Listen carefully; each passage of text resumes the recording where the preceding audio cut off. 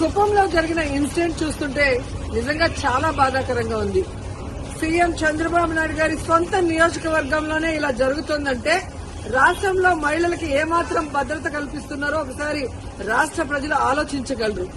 ఎందుకంటే చంద్రబాబు నాయుడు గారు అధికారంలోకి వచ్చిన తర్వాత ఇది ప్రజాస్వామ్యమా, రెడ్ బుక్ రాజ్యాంగమా అనే అనుమానం కలిగే విధంగా ఈరోజు రాష్ట్రంలో ప్రతిరోజు కూడా మహిళల మీద, బాలికల మీద దాడులు చేయడం, అత్యాచారాలు చేయడం, హత్యలు చేయడం, చెట్టుకు కట్టేసి కొట్టడం, ఇవి ఏ రాష్ట్రంలో అయినా జరుగుతున్నాయా?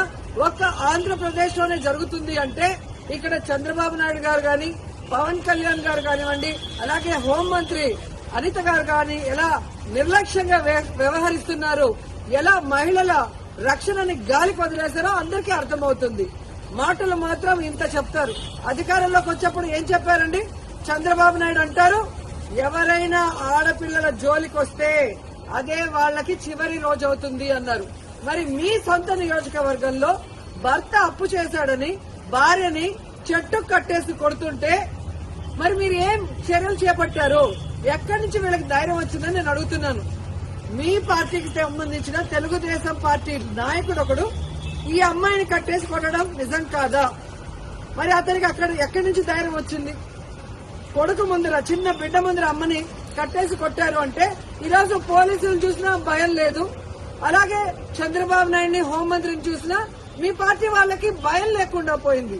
ఎందుకంటే లోకేష్ గారు చెప్పినట్టు ఎవరు ఎంత హింస చేస్తే, ఎవరు ఎంత దాడులు చేస్తే మీ గుడ్ లుక్స్ లో ఉండొచ్చు అన్న ఆలోచనతో రాష్ట్ర వ్యాప్తంగా అరాచక పాలన, అరాచకం సృష్టిస్తూ ముందుకు వెళ్తున్నారు. ఈరోజు సిగ్గుచేటు ఒక మహిళ హోంమంత్రిగా ఉండి కూడా ఈ రాష్ట్రంలో మహిళలపైన జరిగే దాడుల్ని అరికట్టలేకపోతున్నారు అంటే ఆవిడ నిర్లక్ష్యానికి నిదర్శనం కాదా? ఈరోజు పరిటాల సునీత గారి నియోజకవర్గంలో 14 సంవత్సరాల అమ్మాయిని, చిన్న అమ్మాయిని 14 మంది తెలుగుదేశం పార్టీ నాయకులు రేప్ చేస్తే కనీసం ఏం చర్యలు చేస్తుందండి? కనీసం వెళ్లి పలకరించిందా? అలాగే అనంతపూర్లో ఒక గిరిజన ఇంటర్మీడియట్ స్టూడెంట్ ని చంపేస్తే పోలీసుల నిర్లక్ష్యం వల్ల అమ్మాయి చనిపోతే అక్కడికి వెళ్లి హోంమంత్రి ఏమైనా చర్యలు చేపట్టిందా?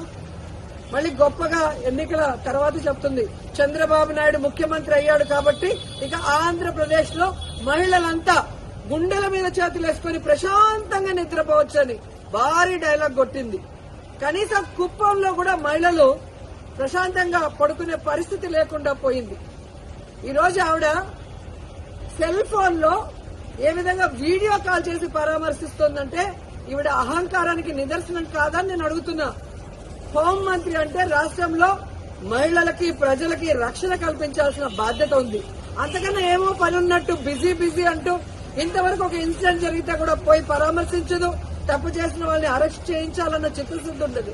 సాక్షి ఈ విషయాన్ని వెలుగులో తెచ్చేంత వరకు ఇటు చంద్రబాబు నాయుడు గారికి గాని, అటు హోంమంత్రికి గాని విషయం తెలియలేదు, చర్యలు చేపట్టలేదంటే అంతకన్నా సిగ్గుచేటు ఏదైనా ఉందా? సీఎం గాని, డిప్యూటీ సీఎం, హోంమంత్రి టోటల్ ఫెయిల్యూర్ కాదా నేను అడుగుతున్నా. ఇంతవరకు సంవత్సరం అవుతుంది. మహిళల భద్రత గురించి ఏ రోజైనా మీరు ఒక కమిటీని వేసి ముఖ్యమైన నాయకులు దాని మీద డిస్కషన్ చేశారా? మహిళలంటే అంత చిన్న చూపు. ఓట్లు వేసుకోవడానికి మహిళలు కావాలి, కానీ వాళ్ళకి రక్షణ ఇవ్వడానికి, వాళ్ళకి వెల్ఫేర్ చేయడానికి, వాళ్ళని అభివృద్ధిలో తీసుకురావడానికి మాత్రం వాళ్ళు మనుషులుగా మీకు పరిగణలో తీసుకోరు. ఇప్పటికైనా చంద్రబాబు నాయుడు గారు, పవన్ కళ్యాణ్ గారు, లోకేష్ గారు, అనిత గారు రెడ్ బుక్ రాజ్యాంగాన్ని పక్కన పెట్టి ముందు ఆడపిల్లకి రక్షణ కల్పించాల్సిన బాధ్యత తీసుకోండి. తప్పు చేసిన వాడు తెలుగుదేశం వాడైనా శిక్షించడానికి ప్రయత్నించండి.